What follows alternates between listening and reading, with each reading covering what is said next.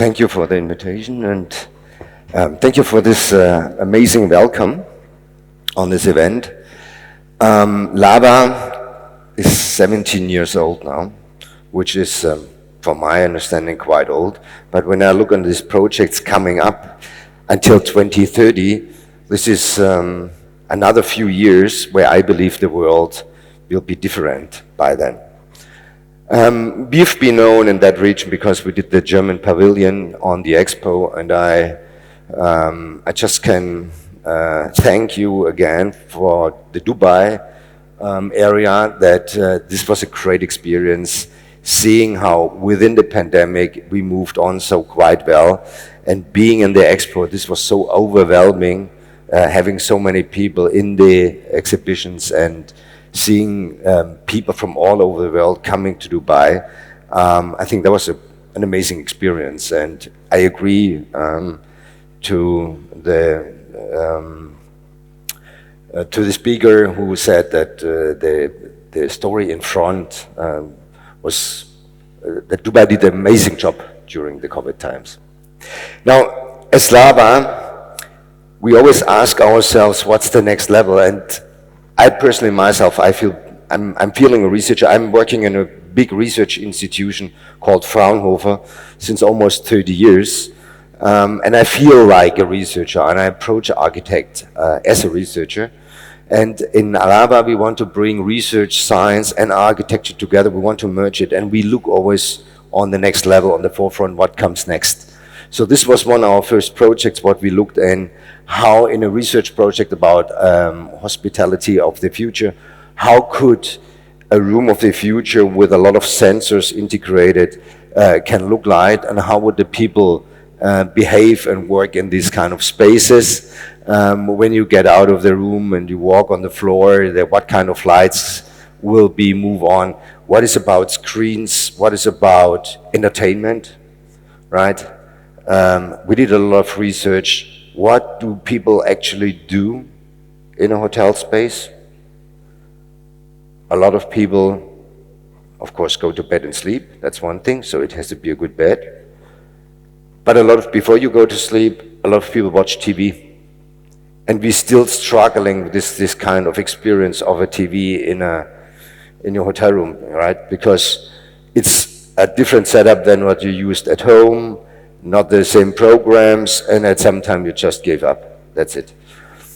And the question is, can it be a different experience? Not just this little screen over there. Isn't that this experience? The other experience is what we had with a private spa behind, that we said, do really everyone want to go in this called spa thing, and you're in a sauna with some people you don't want to see, you don't want to merge, you don't want to interact, but you have to, because they're there at the same time you're there? Or is the bathroom in your hotel rather your personal spa at the time, when you're alone and you have the time inspiring it? So these are the things we are questioning like that. This was a really lab setup, and we had people staying there and observed them and did the survey inside, which was quite super interesting. Now when we look about hospitality changed, it started with the Roman Empire, 19th century, the birth of tourism, the hotel started, the golden age, the 60s, traveling started with planes, the 70s, the big blocks came in, the 80s, the big hotel real estate take off. Then the internet revolution, somehow. The tailored hotel experiences, which started here in 2000 as well. Airbnb, and now, of course, the big question, what is next? What is next? Are you still in the 80s or in the 90s with internet? Or in the 2000s? So what's next in 2030? What is the next experience? What is the experience the generation Z wants to have in 2030? Is it the same setup of hotel what we're talking about, or is it a totally different thing? Just be reminded of people using games all the time, dealing with whatever we call metaverse, being a totally different story. and having the opportunity to change their environment, at least in the computer all the time. So the question is really if the hotel might be a network of things coming together. Is it like that place, like here, that place where you have the rooms up and then, or is it distributed across a city or an organism? How can we integrate the different sensors and connect people seamlessly in these things? And then how can we operate it with autonomous, almost autonomous configurations in the future spaces, which are predictive. Predictive means we know more about the people. We know more about the people because they interact in the different spaces we're in. And then, of course, always the big question, how does it feel? Not so much how does it look. Everything looks nice. We're architects, we know how to make things nice, but how does it feel when you're inside a room? How does it really feel? How does it make a difference? And this is also kind of a question you can start scientifically and architecturally. There's this big word, otherworldly. Is it so different that you haven't seen it before? It's a different experience when you go in a space. How to integrate with the area surrounding the nature. What is about the comfortable home of the future? Like the real comfortable home of the future. How to implement natural green areas, how to deal with haptic and senses, and the audiovisual elements around it. We dealt with a lot of things called soft factors, and the soft factors are not only the senses, it's about different things as well. It's like, again, how you touch things. Light is very, very important. We understand that because a light, we're talking about the circadian rhythm, the light makes you wake up in the morning, the light makes you feel asleep in the evening. The wrong light makes you different. If you watch, we all do that. Me as well, right? I mean, you just before you go asleep, you just look a little bit in the internet. Worst thing you can do to fall asleep, obviously, right? Because of the blue light and that. But a center-based light approach. We see, I mean, I'm from Germany. We deal with the automotive industry and we know how they implement light approaches and appliances in the cars. Do we see the same things like seamless integration of light in the hotel rooms? I don't know who stayed in this Hilton hotel tonight. Few people. I think I'm not really stupid, but I didn't manage the light quite well. And it's always the same story, right? You're in a hotel and it's like, okay, can please someone help me with the lights on that? I think we're in the year 2024 right now. We should be able to handle these things. Acoustics. We're talking about acoustics when you don't hear your neighbor or the street outside. Car industry is totally dealing in a totally different manner. Again, I'm coming from Stuttgart, home of Mercedes and home of Porsche. Porsche is dealing with acoustics in a totally different way.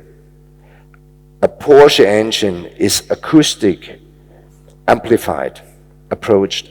A Porsche engine would sound very, I would say, very boring when it wouldn't have this kind of amplifiers around it. So it's tailored. It's really empowered that you have like this full sound of engine and the feeling which goes through your body when you drive an expensive car.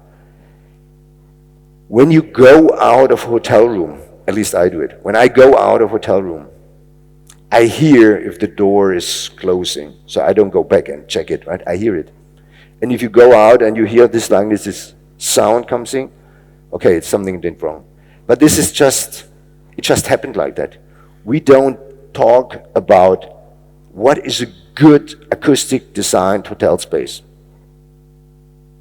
We just talk about noise. That's a totally different thing. Smell is the same thing. We have no understanding about a room should smell or not smell. But we know it's so important because the first thing as a human being, you enter a space, is not the view, it's the smell of a space. And if the smell is wrong, it makes you feel sick immediately with a fragment of a second. However, after a while, you don't smell it anymore. Very important.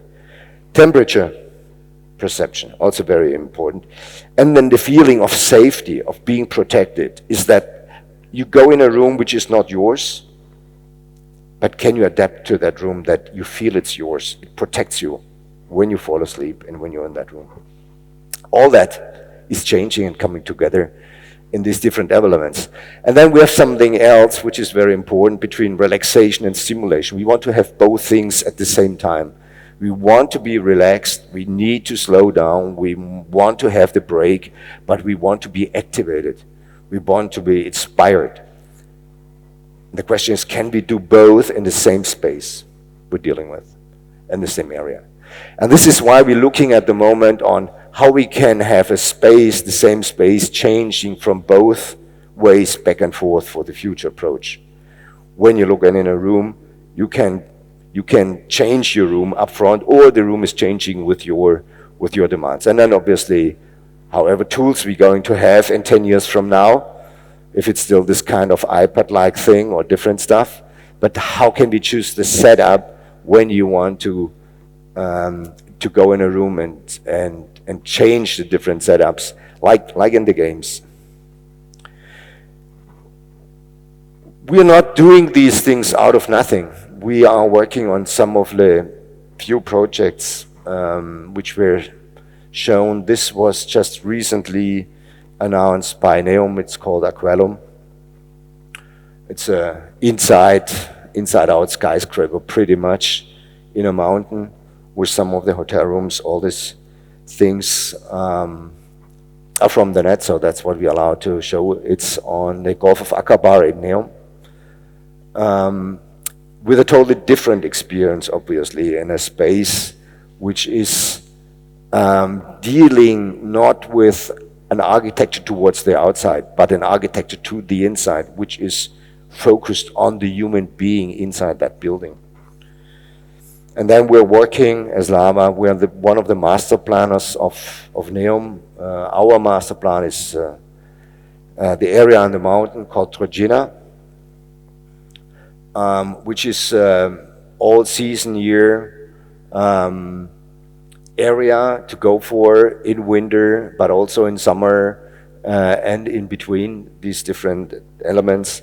Our biggest approach in Trojena is the so-called vault, an 800-meter long development with a few hotel spaces and quays coming up there with the views inside and outside. And it's inside that mountain to create within that gap of a mountain, because that's the best space for protection and the green area there. And of course, as you can see, this is all about how to interact with the future hospitality in these different things. Obviously, also we have to deal with the nice surrounding terraces and the mountain areas there as well, and explore different elements on how to approach these different elements underwater and in the different sections like spas, etc., which is like very much into it. That's another small project for one last minute, which I love so much because it's really bringing research and hospitality together. That's meant to be an astronaut training center at the moment, which we are developing in a totally different way, because it's also transferred to hospitality in both ways, that the people can feel on not being in the orbit. That's a totally different story because it's zero gravity, but how to be on the ground and dealing with the different things. This is a kind of a challenge where people are inside and explore the different areas, and after a while your room is reduced, which I like actually. You start with a bigger room and you end up with a smaller room, and you reduce yourself to the max, which is an interesting experience in the different areas. But also this is talking about how can we change spaces, how do we integrate with the sensors, and the sensor is always one thing, but the activation is important. So the room is not just a piece of real estate, the room becomes really an active system where we are part of that and we interact with that areas and a lot of different elements. Also services is becoming very, very important, obviously, where we look at different things and how maintenance, how body language, how all that works together. And this could be stored in different places around the world. This is one of the projects. This is the motto we're working on, what I always like. I was one day on the stage with Mr. Picard. He was the guy flying around with this solar plane around the world. I'm a pilot as well, and I'm asking, who helped you to build that plane? Which plane manufacturer? And he said, none. All the plane guys said, this won't work. So he asked the shipbuilder, and the shipbuilder didn't know that it was impossible to build a plane like that. And that's why he could build it. For us, it means maybe we have to ask someone else how the hotel in the future has to look like. And not only the hotel people. Thank you very much.